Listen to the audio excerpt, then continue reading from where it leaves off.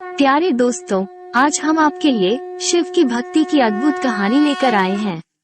साधना अपने माता पिता के साथ रजौली गांव में रहती थी। साधना बचपन से ही भगवान शिव की भक्ति करती थी।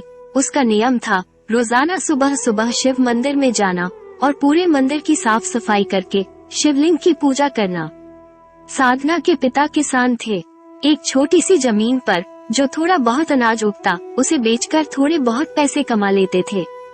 साधना 12वीं पास थी। पैसों की तंगी के कारण वो शहर पढ़ने नहीं जा सकी। गांव में ही रहकर वो बच्चों को एक आंगनबाड़ी स्कूल में पढ़ाती थी।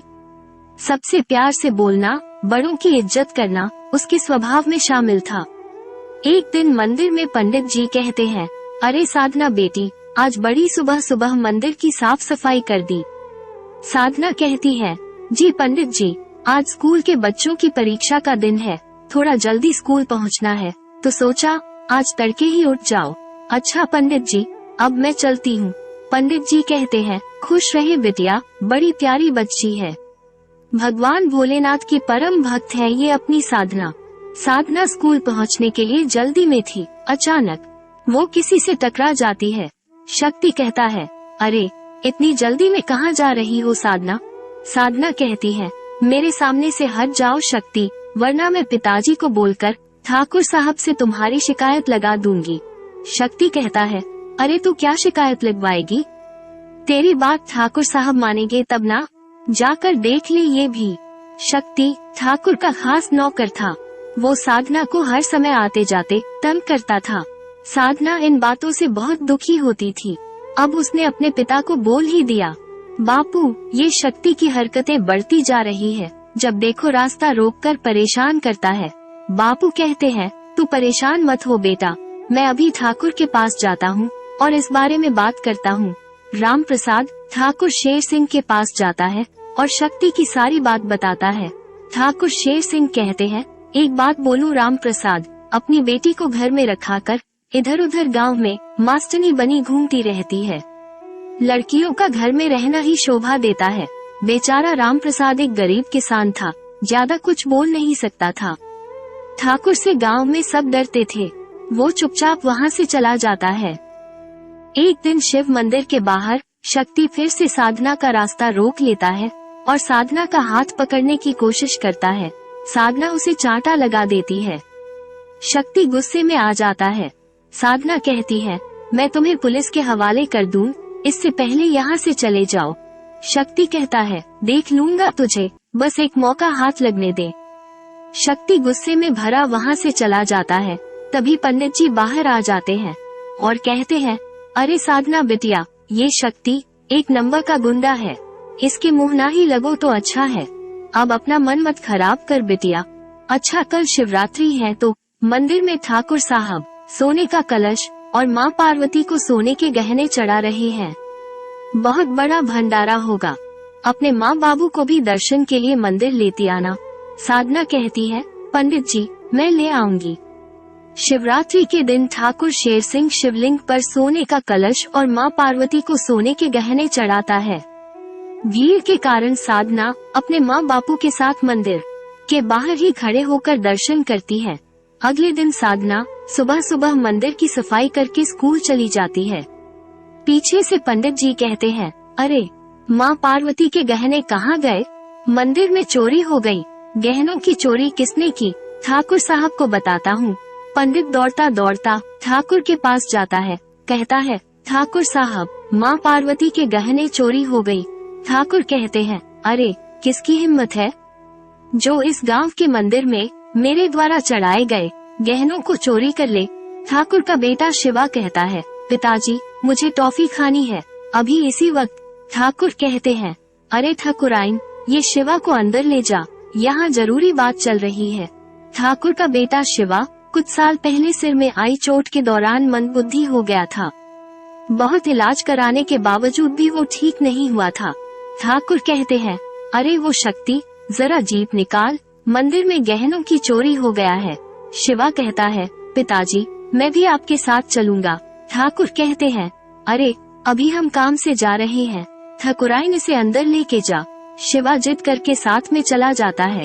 ठाकुर मंदिर पहुंचता है और आसपास में सभी से पूछताछ की जाती है, पर कोई भी जवाब नहीं मिलता। आखिर चोर है कौन?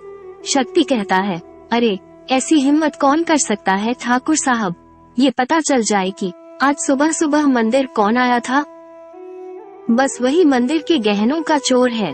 ठाकुर कहते हैं, क्यों पंडित जी, सबसे पहले सुबह सुबह कौन मंदिर आया है, कुछ पता है क्या? पंडित जी कहते हैं, ठाकुर साहब सुबह सुबह तो बस साधना बिटिया ही मंदिर की साफ सफाई करने आती है और पूजा पाठ करके चली जाती है, पर उसे तो ये कार्य करते हुए बरसों बीत गए।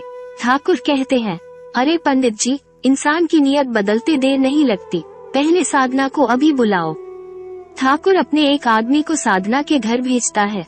आदमी कहता है, साधना कहाँ है? उसे ठाकुर साहब ने अभी इसी वक्त शिव मंदिर बुलाया है। साधना की माता कहती है, मेरी बेटी को ठाकुर साहब बुला रहे हैं, पर क्यों? सुनो जी, साधना के बापू साधना को ठाकुर साहब ने बुलाए हैं। बापू कहते हैं, अब क्या काम है ठाकुर साहब को साधना से? आदमी कहता है, पता नहीं, मंदिर में गहनों की चोरी के सिलसिले में पूछताछ करनी है शायद। जल्दी चलो, ठाकुर साहब गुस्सा करेंगे।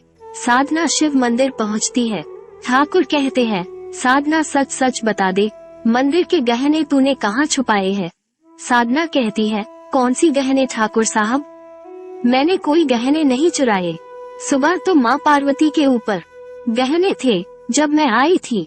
ठाकुर गुस्से में कहते हैं, तो क्या गहनों को जमीन निगल गई या आसमान खा गया?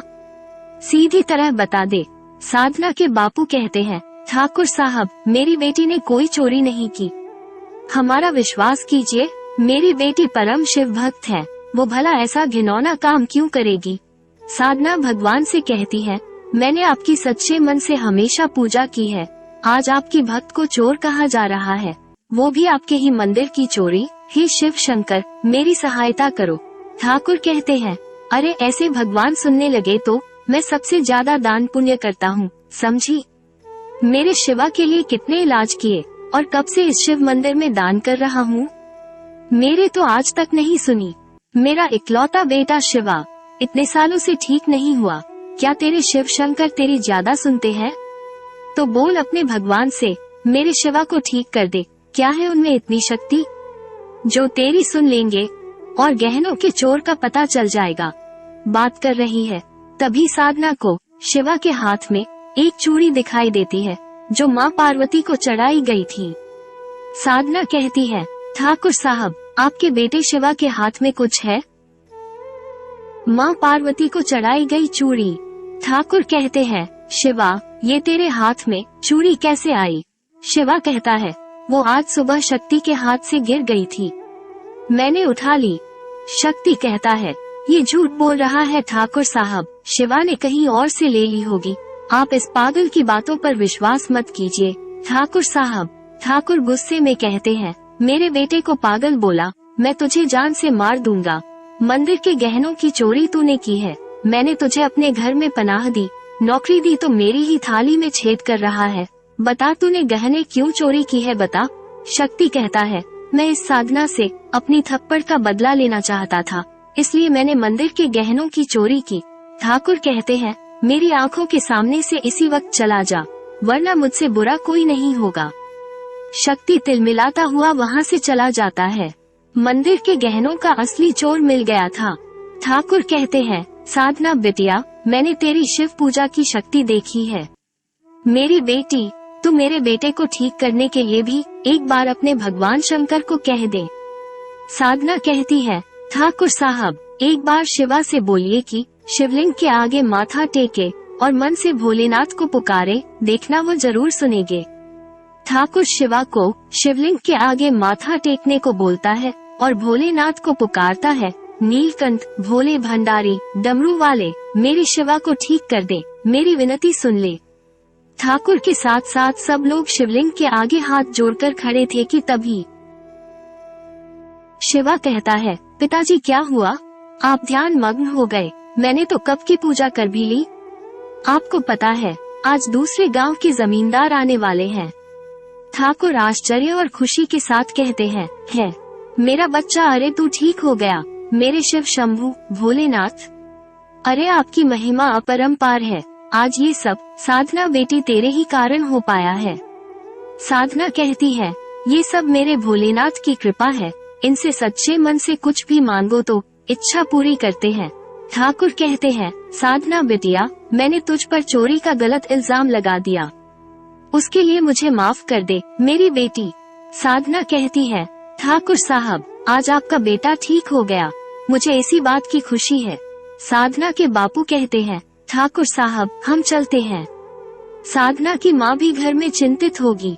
ठाकुर कहते हैं, राम प्रसाद, आज साधना की भक्ति के कारण मेरे बेटे को जीवन मिला है। मैं चाहता हूँ साधना मेरे घर की बहू बने। मेरे शिवा की शादी मैं तुम्हारी बेटी साधना से करना चाहता हूँ। ये सब सुनकर राम प्रसाद की आंखों में खुशी के आंसू आ जाते हैं। घर जाकर वो सारी बात साधना की माँ को बताता है और कुछ दिनों बाद शिव मंदिर में साधना और शिवा की शादी हो जाती है। शक्ति को अपने किए की सजा मिल जाती है।